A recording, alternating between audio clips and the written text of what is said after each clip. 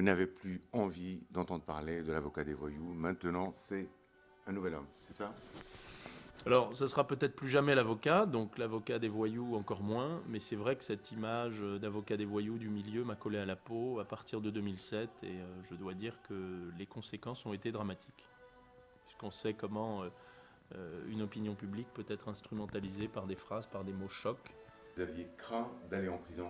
Ah, écoutez, si je devais pronostiquer avec l'expérience d'avocat qui était la mienne, mes chances de succès au terme de ces 2 mois de procès, et compte tenu de la violence des réquisitions des 2 avocats généraux, je dirais que ma cote était de 1%.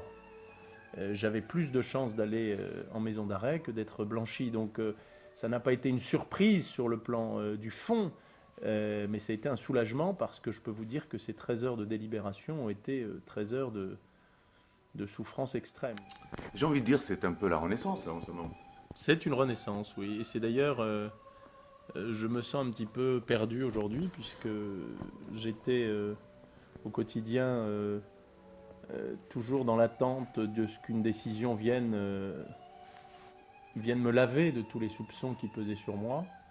Et aujourd'hui que cette décision est arrivée, j'ai l'impression qu'il faut que je rebondisse très vite pour ne pas rentrer après ce soulagement dans une fatigue ou dans une déprime qui puisse m'anéantir. Donc il faut que je retrouve tout de suite le ressort qui me permettra de me réaliser pour cette deuxième partie de vie ou deuxième partie de carrière.